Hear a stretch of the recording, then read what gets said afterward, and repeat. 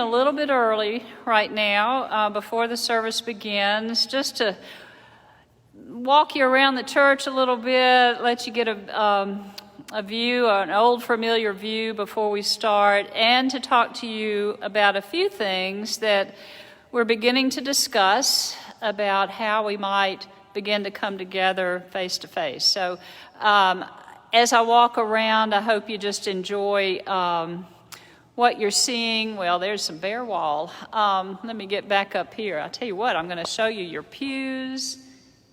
Yeah, look at that. Okay. It's empty, of course. We're missing all of you, and we know we're going to be back together sometime in the future. So let me catch you up on that for a moment. We've been talking this week with the bishop. All of the clergy have been talking, and we've certainly been watching what the governor is saying and what the mayor of Jackson is saying. So here's where I believe we are. There will not be any live face-to-face services quite yet. Several things have to happen.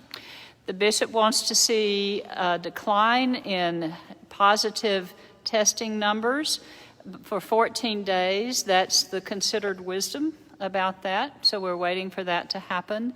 He will not open the churches a day before the governmental officials will allow it. I believe we can rest assured of that. We're working with them to be safe.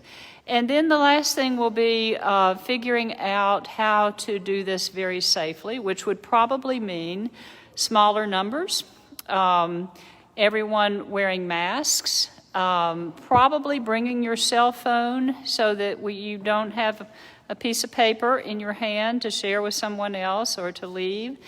Other things it might mean, of course, will be spacing out throughout the church, and we'll probably have to put markers so that we're at least 6 feet apart.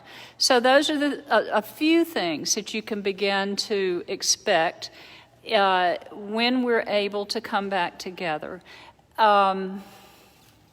We're also talking to those in the medical community and finding out what wisdom that they can share with us about how and when this might happen.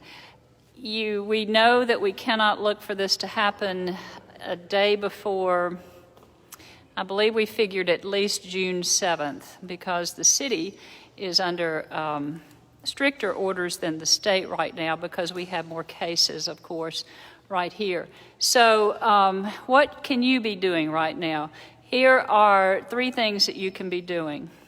Start making sure that you have a mask that you can wear when we're able to open. That's going to be a necessity to protect others. Other things, you might want to check into getting a prayer book if you don't have one already, so that you have your own.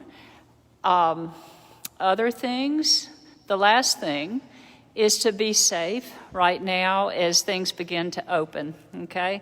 So I just encourage you to keep doing those 3 things that the CDC and others keep telling us to do, which is to wash our hands regularly, especially if we've been out, to wear a mask when we're out, and might be in close quarters with others, make sure you have a mask on, and keep your distance. Kind of a hard thing to do sometimes when you've been keeping your distance so long, but that's advised too, the 6 feet at minimum. So share space outside if you can, as opposed to being inside, and that's frankly one of the things we're going to be looking at is having an outdoor service. So we're thinking creatively. One last thing that you can do for me and for your leadership, if you have thoughts about any of this, concerns about what it might look like when we eventually are able to come back once again to this beautiful worship space, please email those to me. And I'm going to be discussing these things with our leadership and, again, as I said, with those in the medical community. So feel free to send me your thoughts, send me links to good information, all of those things. We're in this together, right? So finally, and this really is finally, and we're going to start the service in a few minutes, but finally, just remember we're going to get through this, okay? And so hang in there. It may take a while, but just hang in there. Okay, God bless you. Thank you for tuning in right now, and stick around because we've got a wonderful service ahead. Take care and God bless.